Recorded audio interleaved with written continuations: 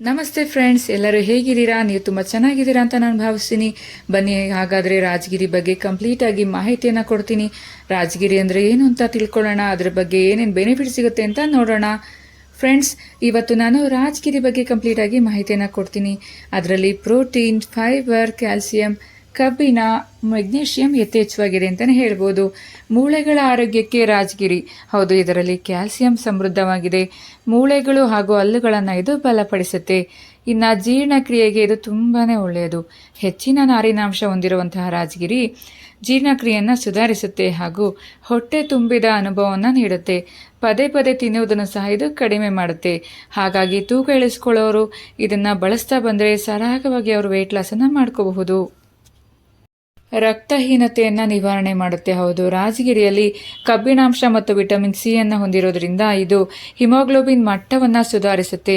ಯಾರಿಗಾದರೂ ಅನಿಮಿಕ್ ಇದ್ರೆ ಅಂಥವರು ರಾಜಗಿರಿಯನ್ನು ತಿಂತಾ ಬನ್ನಿ ಫ್ರೆಂಡ್ಸ್. ಇನ್ನು ರೋಗ ನಿರೋಧಕ ಶಕ್ತಿಯನ್ನು ಹೆಚ್ಚಿಸುತ್ತೆ ರಾಜಗಿರಿ.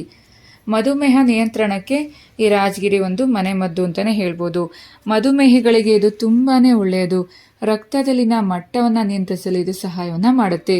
ತೂಕ ನಿರ್ವಹಣೆಗೆ ಇದು ತುಂಬಾ ಸಹಕಾರಿಯಾಗಿದೆ. ಇನ್ನು ಹೃದಯದ ಆರೋಗ್ಯವನ್ನು ಇದು ಉತ್ತೇಜಿಸುತ್ತೆ. ಕ್ಯಾನ್ಸರ್ ವಿರೋಧಿ ಗುಣಗಳನ್ನು ಹೊಂದಿದೆ ರಾಜಗಿರಿ. ರಾಜಗಿರಿ ಧಾನ್ಯವು ಫೋಲೇಟ್ ಅನ್ನು ಹೊಂದಿದ್ದು ಅದು ಗರ್ಭಾವಸ್ಥೆಯಲ್ಲಿ ಪ್ರಯೋಜನಕಾರಿಯಾಗಿದೆ. ರಾಜಗಿರಿ ಹಿಟ್ಟು ಕೂದಲಿನ ಬೆಳವಣಿಗೆಯನ್ನು ಉತ್ತೇಜಿಸುತ್ತೆ.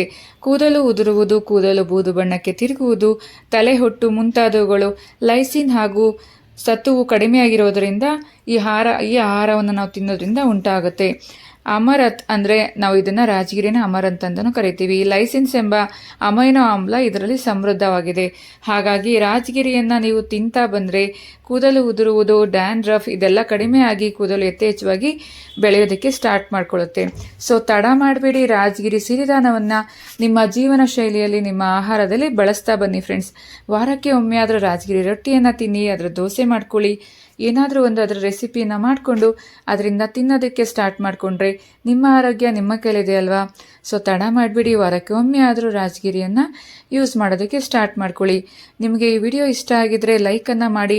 ರಾಜಗಿರಿಯಲ್ಲಿ ನೀವು ಯಾವ ರೀತಿ ಅಡುಗೆಯನ್ನು ಮಾಡ್ತೀರಾ ಅಂತ ನನಗೆ ಕೊನೆಯಲ್ಲಿ ಕಮೆಂಟ್ ಬಾಕ್ಸ್ನಲ್ಲಿ ತಿಳಿಸಿ ಫ್ರೆಂಡ್ಸ್. ಹೀಗೆ ನನ್ನ ಗೃಹಿಣಿಯ ಕಲಿಕೆ ಚಾನಲ್ನ ನೋಡ್ತಾ ಇರಿ ಫ್ರೆಂಡ್ಸ್. ಮತ್ತೊಂದು ವಿಶೇಷವಾದ ಮಾಹಿತಿ ಜೊತೆ ನಾನು ನಿಮ್ಮನ್ನು ಭೇಟಿ ಮಾಡ್ತೀನಿ. Thank you for watching. Thank you.